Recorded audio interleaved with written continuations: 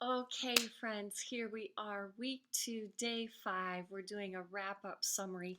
In your books, there are what I call day 5 review and discussion questions, and I highly recommend that you go through those. Those usually help hit some of the high points for the week's lesson and just help us review. I am not going to talk about those questions, though. You can do that with a group that you're in or someone else that you're studying with, or maybe uh, hook up with us on our online. We have a private Simply Bible study Facebook group, and sometimes we discuss these questions there. So join us there. What I like to do is just kind of give a wrap up, give some input. It's hard for me, like I could talk for an hour at least on this, but I just want to hit some high points for today. So, my question is, do you ever indulge in a pity party? Uh, Pity parties, indulging in self pity or eliciting pity from other people. And, along with that, do you ever find yourself grumbling, complaining, anxious, afraid? Okay, we're human. So this talk is not meant to be a guilt trip. We definitely feel some of those things. But what do we do with them? I think here's a good place to be. Let's consider the life of Joseph. Let's consider his example. What have we seen thus far? All right, so friends, I'm just going to roll through what we've seen, and starting in Genesis chapter 37 and then going to 39. Joseph's brothers hate him. Remember that? They are jealous of their father's love for Joseph. It was Joseph's, and so I want us to understand. Let's try to put ourselves in Joseph's shoes. Was Joseph's family, was his home life a comfortable place for him to be? His brothers hate him. Okay, in the midst of this, Joseph does good. He is faithful to his father.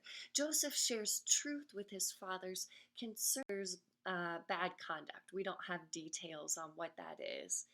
Now, another question, is it easy to share truth? Is it easy to give a bad report about others to a superior?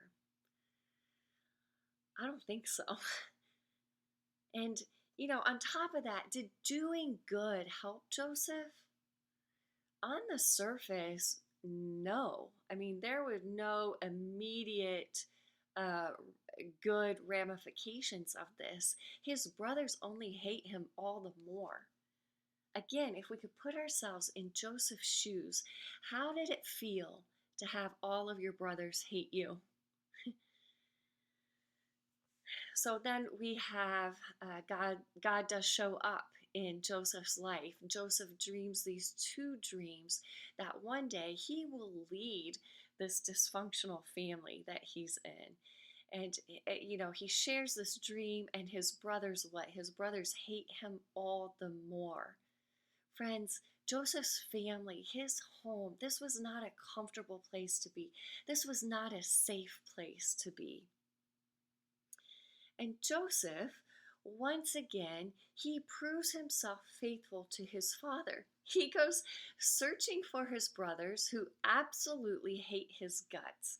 And because, why did he do that? Because his father asked him to. He was being obedient, he was being faithful to his fathers. Do you think Joseph was excited about that task? Do you think he really wanted to go looking for his brothers? And then on top of it, as he arrives, Joseph's brothers conspire to what? To kill him. But, God is at work. God is sovereign over all of this. God is at work and is with Joseph.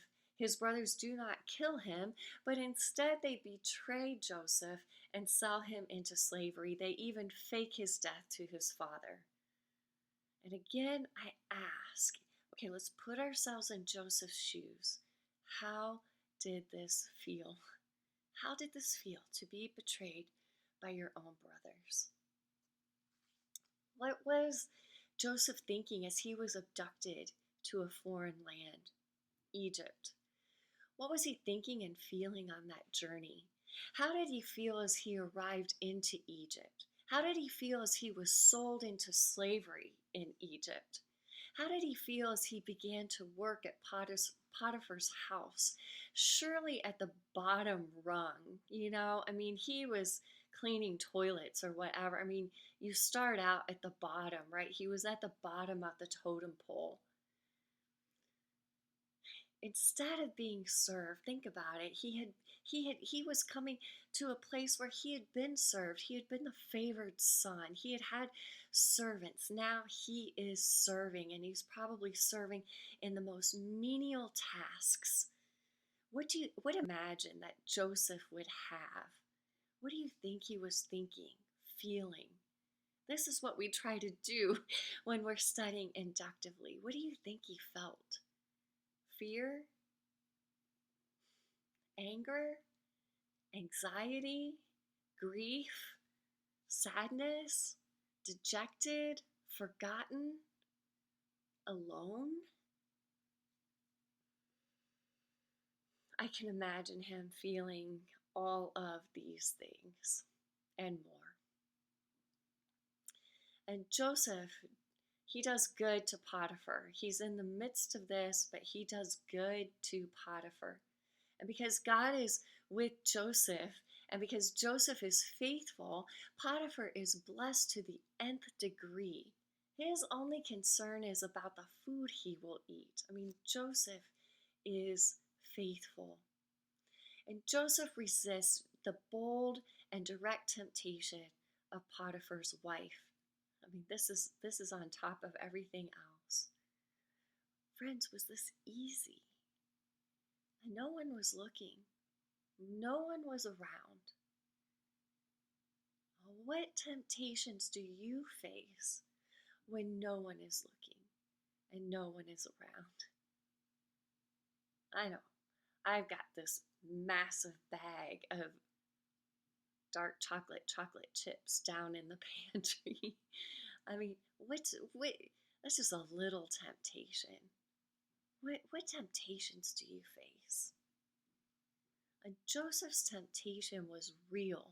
And just because Joseph was faithful, that doesn't mean that it was easy to resist that temptation. Joseph is falsely accused by Potiphar's wife. He's betrayed once again. He is unfairly cast into prison. And think about this prison. Here's kind of what I imagine on a trip once I was in Germany and on a little tour that we were visiting a friend, and he was giving us a tour of this old, it wasn't really a castle. I feel like it was more of I guess it was kind of a castle, but now I'm spacing the word for it, but kind of a fort, I guess, where they would have been in that kind of thing. And down below in this fortress is the prison. And when I say down below, it's like think of a basement of a house, only it's deep.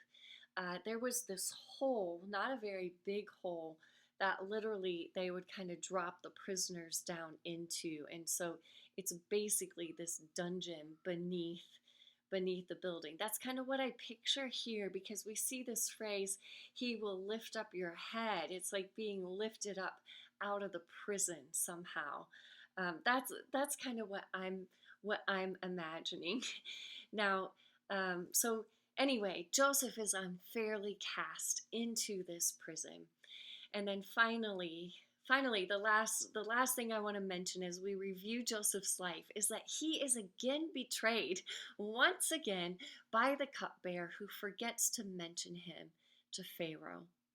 So if anyone in the world has reason for a pity party, I think it's Joseph. I look at his life. He cannot catch a break. He is betrayed countless times. He's wrongly accused, and he's cast into this pit against his will, not once, but twice. And the circumstances are so unfair that I want to cry out on his behalf. I want to host a pity party for him. And it's like, Lord, the word says that you are with Joseph, but why these difficult times? Where are you, Lord?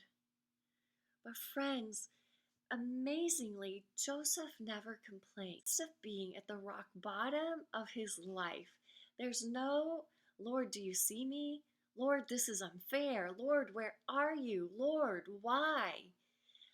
The closest thing we get from Joseph is Genesis 40, verse 15, where he says to the cupbearer, "For I was indeed stolen out of the land of the Hebrews, and here also I have done nothing that they should put me into the pit." Um, this is just merely speaking the reality of the situation that he's in. This is a far cry from the pity party that I can work up in my own heart and mind. You know what I mean? I hope somebody relate and say that you know what I mean. Now, don't get me wrong. There's absolutely nothing wrong with being real with God, with asking Him the hard questions. There is a place for that. And there is a place, like, we should always feel free to come to God and share our problems with Him. In fact, that is good. That is where we should go, is to His feet and lay out our problems and our complaint before the Lord. We see that over and over again in the Psalms. We need to be real with God. But being real with God, sharing our problem, sharing our complaint with Him, and then waiting for Him to answer is very different from grumbling, complaining, being anxious, and drowning in self-pity. We do not see Joseph whining, right? When I was a mom of 4 little ones, that was the hardest thing for me. I could not deal with the whining. I had this no whining t-shirt that I wore a lot of days. So I admire this about Joseph. I admire it about him. He is a worthy example for us. Joseph never complains, and Joseph never compromises. Rather, we see Joseph over and over and over again being faithful, living faithful, living faithfully with God. He was faithful to his father. He was faithful to Potiphar. He was faithful to the prison keeper. He faithfully cared and he showed concern and kindness even to Pharaoh's officials, his fellow prisoners, the cupbearer and the baker.